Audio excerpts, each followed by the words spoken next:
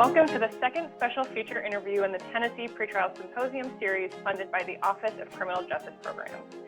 OCJP is committed to improving pretrial systems throughout the state of Tennessee and has funded and hosted the series to provide helpful information to jurisdictions as they start making changes in their local systems.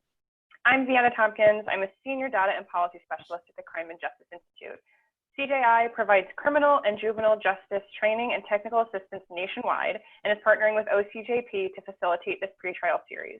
If you haven't watched the first video in the series about safe and effective alternatives to pretrial detention and financial conditions, I highly recommend it. In that video, we spoke with Judge Ronald Adrin, who implemented many effective changes in his court, including bail reform, risk assessment, and alternatives to detention, all while improving pretrial outcomes and public safety rates. I'm also very excited to talk with our featured speaker for today, Mr. Spurgeon Kennedy, who is the president-elect of the National Association of Pretrial Services Agencies, or NAPSA, and an expert on developing and sustaining effective pretrial systems. Mr. Kennedy, or Kenny as many know him, is an expert on many aspects of pretrial. In addition to being the current president-elect of NAPSA and a program director with the Justice Management Institute, Kenny was formerly the director of the Office of Strategic Development for the Pretrial Services Agency in the District of Columbia. Kenny has driven the development and implementation of effective pretrial policies as the leader of a national organization, as a technical assistance provider for diverse jurisdictions, and as a practitioner. During his nearly 4-year career, Kenny has provided technical assistance and support to local, state, and national organizations and justice systems throughout the country. He's also served as a facilitator or a training faculty member for agencies such as NAPSA, American Probation and Parole Association, National Institute of Corrections, National Institute of Justice, and the Office of Violence Against Women. In addition to all of his work on the ground, Kenny has authored or co-authored several criminal justice articles and publications, including NAPSA's Standards for Pretrial Release, Revised 2020, A Framework for Pretrial Justice, Essential Elements of a Pretrial System and Agency, and Measuring What Matters, Outcome and Performance Measures for the Pretrial Services Field. CJI has also had the pleasure of working with Kenny on a project in Texas, and I'm excited that he will be here sharing his pretrial expertise with us. So today we'll focus on his experiments implementing data-driven and evidence-based decision-making methods, particularly around the pretrial release decision. So Kenny, thank you so much for being here with us today. No, thank you. Thank you for the invitation. So before we get into how you've developed and implemented data-driven and evidence-based pretrial policies and the positive outcomes that you've seen, I wanted to quickly review what these terms actually mean. So could you give us a very brief definition of data-driven and evidence-based about the difference between the two? Sure. I see being data-driven as being able to turn data into knowledge, to make all the facts and figures that you collect useful to you so that your decisions make sense. Unfortunately, I think a lot of jurisdictions are still struggling with the collection of data, not so much what to do with it, but how do we actually accumulate it. Evidence-based practice really is just the committing to doing the things that you know work. To be able to say, for example, in the pretrial field, that it is much better to make a bail decision based on what we know about this person's likelihood of appearing in court, rather than, well, he's charged with this, so let's just put a bail amount X on him and move on.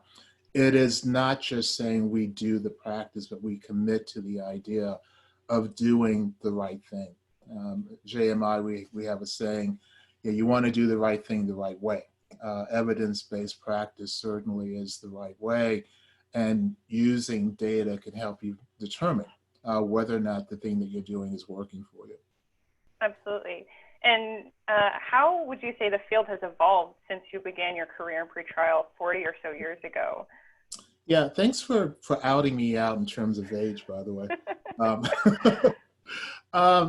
We have advanced quite a bit in some things, and unfortunately, I think we have stood stock still in some things that have really mattered.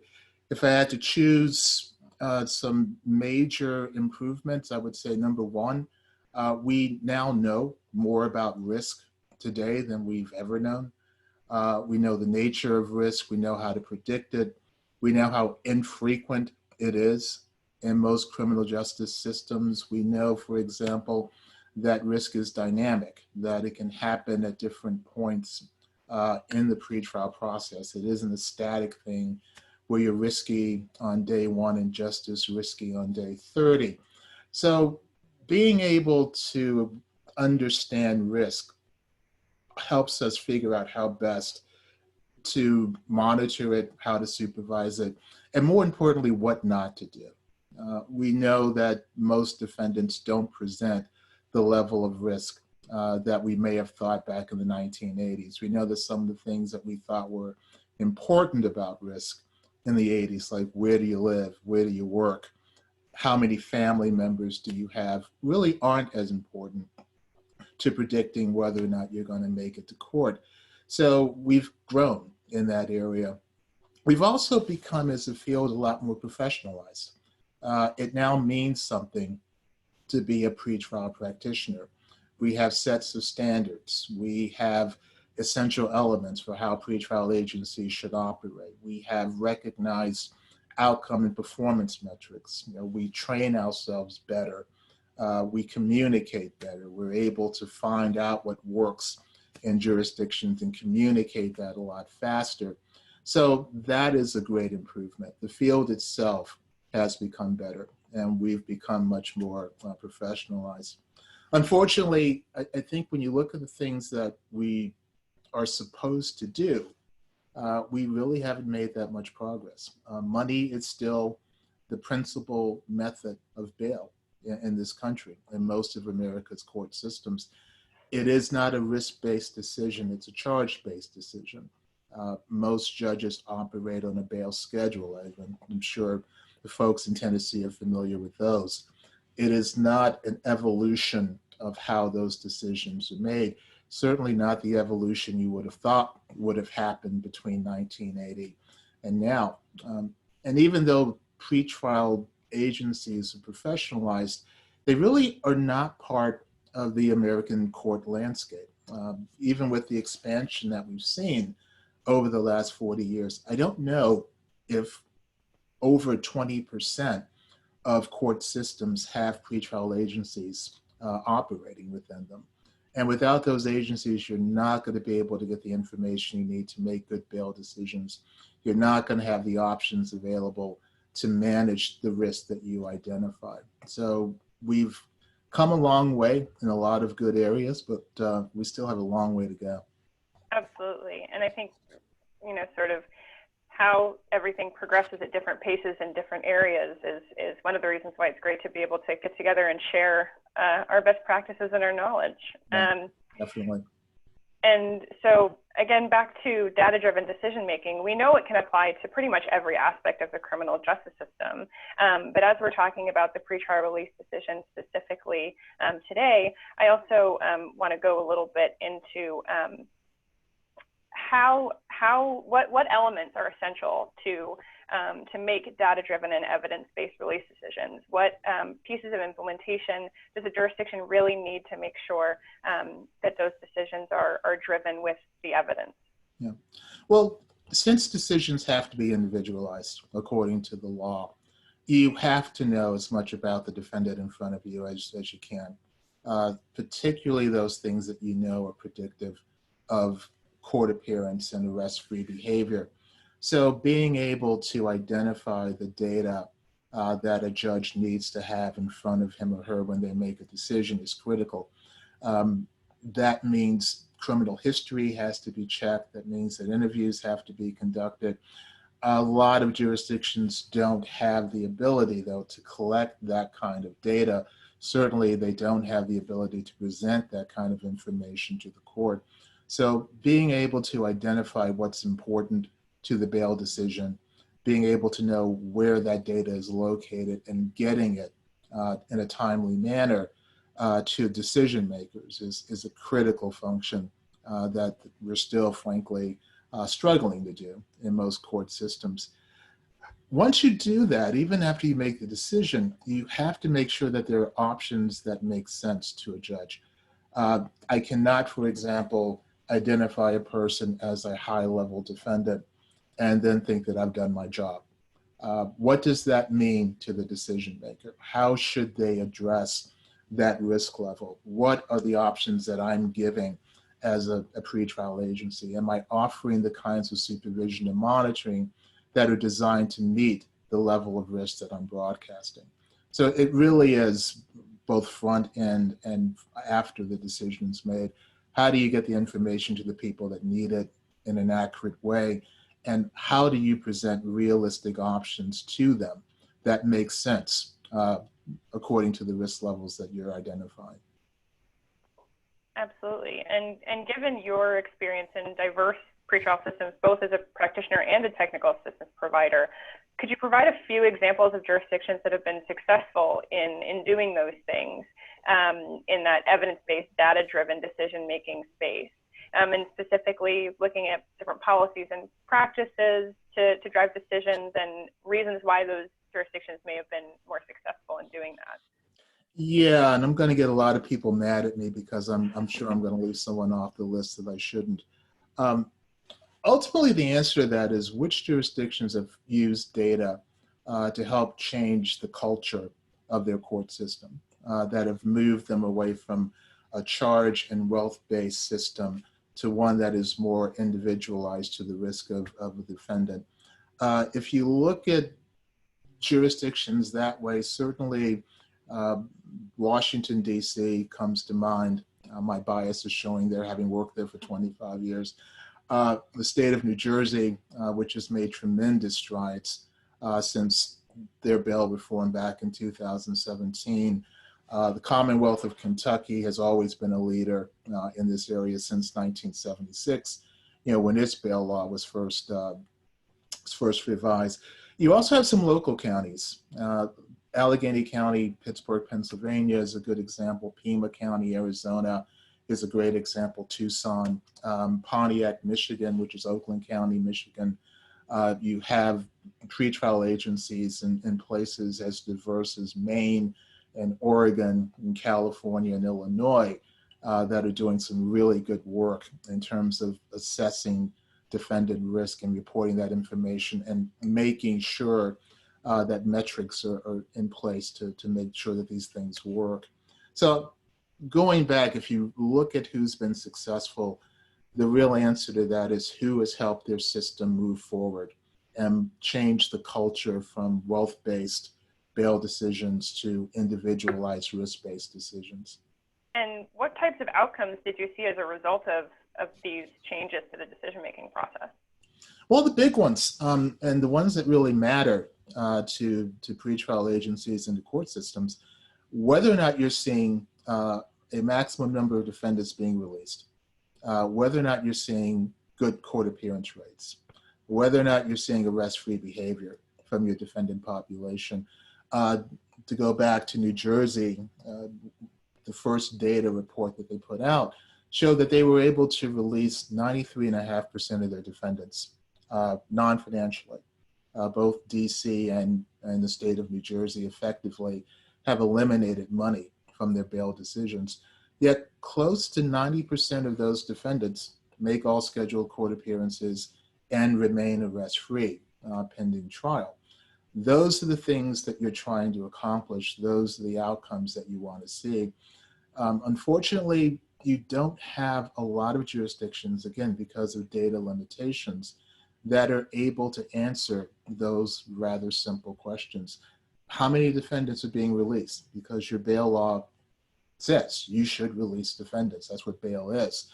How many defendants come back to court as required? How many remain arrest-free? And when failure happens, why is it happening? Those are the kinds of things that high-functioning systems can do. Those are the kinds of questions that they can answer. And again, unfortunately, we find ourselves still struggling at the very first step, which is how can I collect the data that I need to move forward? And it's clear that data is one of the bigger challenges when it comes to both implementing these things and doing it successfully. Yeah. I'm curious if you have any examples of overcoming that data challenge or other challenges that these jurisdictions dealt with as they moved in this direction. Well, one of the advantages that we think jurisdictions should take advantage of if they have it are criminal justice coordinating committees. These CJCCs or other bodies like them can really make data a priority system-wide. not only the data function, but also the simple matter of what kinds of physical hardware and software do I need to make this thing work. I think if you have a CJCC, this stops becoming one agency griping about not having a good computer system and becomes a system-wide strategy. In order to get better as a system, we need this kind of data. So it moves it out of the agency level and more onto the system level. I think also knowing the kind of data you need to collect, and then saying from that, the system that you need is critical. Too often we do the reverse. Here's our data system, we're stuck with it. The best we can do is collect this stuff. You really have to make the priority what you need to accomplish your mission. So I think if you take advantage of a CJCC, if you have it, to make data a system-wide priority, and if you can identify what is critical to you to collect and give that as a roadmap to the people creating a data system, I think those are two good places to start. And you've mentioned risk assessments also as an aspect of data-driven release decisions. And that's a bit of a hot topic that can be kind of controversial, as we well know. But as jurisdictions across the country really switch from resource or wealth-based, as you said, based decisions to these more individualized risk-based release decisions, we talk about some of the different benefits of that. And so what do you see as the benefits of implementing pretrial risk assessments?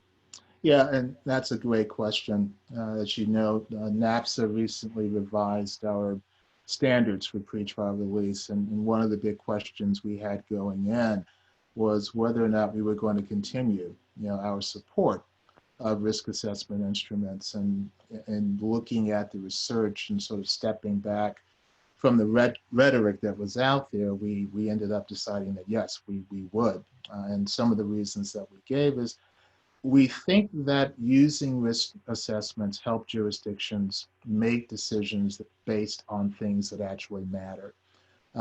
When a risk assessment is applied, you know that the decision is based on things that predict risk, not what I think is going on as an individual judge, not what the system kind of assumes about defendants, but what the research has shown to be predictive. So they make decisions, I think, better, more fair, more effective. They can also help jurisdictions make sure that those decisions are individualized to the defendant. I cannot stress it enough that the law demands individualized bail decisions. When you know that person's individualized risk, you're better able to tailor bail conditions and bail requirements that fit that individual defendants. They also make decisions much more transparent.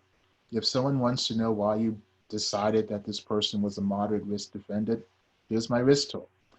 If the tool is transparent, and it really should be, or you need to move on to something else, you can explain why those decisions were made.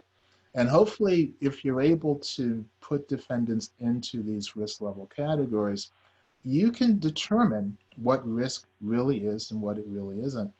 One of the most important things we've learned from risk assessments is that there's no such thing as a defendant population that fails more often than it succeeds. You can take high-level defendant, no matter how that's defined in whatever risk tool. And what you find usually is that 70 to 80% of those defendants are going to succeed. They're going to make every scheduled court appearance. They're not going to be rearrested while their cases are pending. In the federal system, a defendant that succeeds 80% of the time is called a high-risk defendant. They're high risk because they don't succeed at a 97% rate. Those are low-level defendants. So if that is the frequency and amount of failure in your jurisdiction, failure in quotes, you have to ask yourself, what are reasonable bail options? What are the least restrictive conditions and requirements that are truly needed for this population? Adding a risk tool, being able to identify who is high risk and what high risk actually means, actually will save you in resources because it lets you understand that you don't have to apply a lot of resources towards pretrial supervision to get the kind of results that you want. And I think that is one of the real benefits of assessments that go unnoticed. If you use them correctly, you can really direct your resources where they're needed and make sure that you're not spending resources that you don't. It's pretty incredible when you do see that data and those numbers. That can be pretty revelatory when Yeah. thinking about the pretrial system. And so, of course, we also know that there are limitations when it comes to risk assessment. So what are some limitations that you would suggest jurisdictions keep in mind when they're implementing or using a risk assessment? Yeah, and remember that a lot of the discussion about pretrial risk assessments happened because risk assessments developed for other populations were transported into the pretrial world and didn't work very well. That was the whole notion of the ProPublica article, for example. The first question you have to ask about any risk tool, other than the one that you create yourself, is was it developed on a pretrial defendant population? Are you using a pretrial risk tool, or are you trying to shoehorn probation or corrections or parole or a needs assessment onto the pretrial level? I can't tell you how often I've heard from judges and others that it predicts risk over here, it must be great over here. No, this really has to be an assessment tool created for a defendant population. It also has to be transparent, as we said before. You've got to know how it works, and you have to explain how it works to the people around you. If you pick up a risk assessment and you have no idea what it is, it's just a computer program and it just spits out something. If it isn't transparent to you, it's not going to make sense to anyone else. No one is going to trust it. So it has to be a transparent tool where you see the risk factors, you see the weighting, you see the cutoff levels that are being used between low, moderate, medium, and high, if that's the designations that you're using. But people have to be able to understand it. They have to be able to follow it. And you also have to ask yourself, am I able to get the data that this risk tool is going to need? The public safety assessment, the Virginia risk assessment tool, the Ohio assessment tool, the local tools that are being used, the federal risk assessment tool, all have one thing in common. They demand that you get accurate criminal history, and not just local history, but national history. That is a hard ask for a lot of jurisdictions. I'm great when it comes to local data. I can tell you what this guy did in my city or in my county. Statewide, maybe a bit more difficult. National, I have no idea how I'm going to get the data. If you have a risk tool that's asking you to look at substance abuse and mental health histories, are you asking the right questions? Do you get that information from your interview? Or do you simply ask a defendant, when's the last time you used a drug? If substance abuse is your risk factor, me telling you that I used marijuana yesterday isn't helping you at all. So you've got to make sure that whatever information these tools need are information you're able to do. But the transparency, I think, is critical. And the ability to say to your stakeholders, this is a pretrial instrument, is vital. If you can't do those two things, again, you should move on to another assessment. And I think you covered a bit of this next question in the response you just gave, but are there any particular tips or pieces of advice you would give, aside from what you already mentioned, when jurisdictions are considering selecting a particular assessment? Yeah, given how prevalent these tools are in jurisdictions across the country, I would say pick up the phone and talk to someone who's used one. I'll give you an example. If you look at the 200 largest counties by population in the country, about 120 of them are now using some sort of risk assessment. So if you're thinking of using an assessment tool, not one that you've developed, but one that's out there in the public domain, I would seriously pick up a phone or send an email to a pretrial colleague. Again, networking, building these abilities to communicate are some things that we've developed over the last 40 years. And I think it's something that pretrial directors need to truly take advantage of. The second is that most of these assessments have a lot of literature behind them. The public safety assessment has a website devoted to it. The VPRE has certainly been reviewed and certainly written about, as have the other assessment tools. So yeah, do some research, read the publications. It's not as hard as it was back in 1980 before computers came along. You can do a nice Google search on pretrial risk assessments and get yourself a nice library. The National Institute of Corrections has a pretrial page that's devoted to risk assessments. NAPSA has information on them as well. So yeah, do your homework. I think that's the best advice that I can give. It's a lot easier now than it was in the past. Absolutely. And as we've discussed a bit, risk assessments are meant to provide additional information because that decision should be very individualized to the person, and a risk assessment doesn't necessarily capture every single factor that a judge may want to look at. Right. So what types of policies and procedures around risk assessments should jurisdictions have in place to make sure that assessment is effective? Yeah. I think you mentioned the first one, and that is the ability to know what else is needed. Risk assessments will give you a lot of good information. It doesn't give you all the information you need. So if you're a decision maker, I think you need to understand what other information is out there that you need and how to get that information to you. And it isn't always the pretrial services agency that's the conduit for this. It can be the prosecutor, it can be police, it can be another stakeholder. But identifying information, for example, the circumstances behind an arrest that might require something beyond a stay-away order, being able to accurately look at substance abuse and mental health issues are other things that you would need. I think you need to understand what the risk assessment brings. I think you need to understand what the levels of risk actually mean.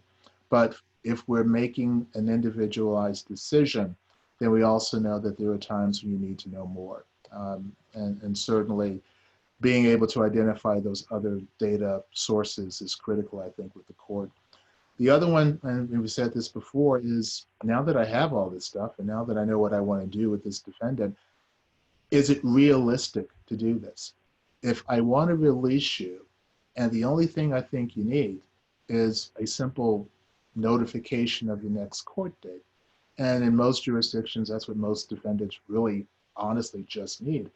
Do I have the ability to do that? Do I have a court notification system? If I need to refer you to community services or substance abuse or mental health, do I have an agency in place that can make those kinds of services available? Do I have an agency that tracks and measures data? So I know that my bail decisions were good decisions, that they had successful outcomes. You really have to give the court the ability to make those decisions real by giving them real options. And you have to be able to communicate back to judges what happens when they do what you ask them to do. When you release defendants, what are the outcomes? I think without that kind of information, you really can't move a system away from relying on money. If they don't know that what they're doing is working, they're not going to keep doing it. And so we've talked a lot about different ways that jurisdictions have implemented data-driven and evidence-based decision-making. And so to kind of recap, what are the most important resources, policies, or practices that jurisdictions should have in place to effectively use and drive decisions using data? And I know we've covered bits and pieces of this throughout, so if you could sum up maybe your top tips, that would be great. Yeah. Well, I think number one is identifying what is important to measure and to track. Being able to say if my mission as someone who is making bail decisions or bail recommendations is to maximize release, court appearance, and public safety, what do I need to have in place to make sure that that's happening? what data is needed, what measures are needed. Second is, once you figured out what those are, what should your system look like? Again, you need to reverse what the question usually is. It's not what your system will allow you to do, is what does your system have to do for you? Once you understand the data needs that you have, you then understand how your system should look and how it should operate. You need to identify the resources that you're going to need to create that system. And I think most importantly, you need a system in place that allows you to track your decisions and your outcomes. You have to have outcome metrics. Your court appearance rate, how many defendants come to court is required, your safety rate, your release rate. All of those things need to be tracked, and you have to report that back to decision makers so that they're comfortable with the decisions that they make, and they're encouraged to continue to make those decisions. But number one, knowing what it is you need, I think is critical, and then building a system from there. So similar to making an individualized release decision, we have to make individualized decisions about what the pretrial system needs to grow into. I understand, yeah. So as we know, Tennessee is a diverse state with many counties, and a lot of those counties have limited resources to implement extensive pretrial reform. So is there anything that these jurisdictions can start to do now to use the data they do have to inform decisions, and what might the next step be in that process? Well, Tennessee is lucky in that one of your neighbors, I think to the east, if it's Kentucky, I can never remember where Kentucky is in relation to anything else. I just know that they're surrounded by 8 other states. Kentucky has a statewide pretrial system under its administrative office of the courts. That system has a statewide data system, information management system, a statewide system of outcome and performance measurement. So again, I would really take advantage of the knowledge that you have across the border and talk to the people in Kentucky about how it is they were able to do that, especially in the very short time that they were able to do it. I think being able to look at the pretrial literature, being able to read the standards, the essential elements document that the National Institute of Corrections put out will give you a good idea of what it is you're trying to do. What should your pretrial system and your pretrial agency look like in terms of assessing, monitoring, integrating behavioral health into supervision and measuring and tracking, to at least give you that document, that blueprint of the things that you want your agency to do and to look like. And then once I think you have that, again, figuring out or diagramming the system that should work and what resources you need. And again, NAPSA is a great resource for that, as is NIC and others. So my first step, though, would be to talk to the folks in Kentucky, see what's out there in the field, and take advantage of the resources that are there. Thank you so much for coming and sharing your resources and your knowledge and expertise with us. We really appreciate you taking the time.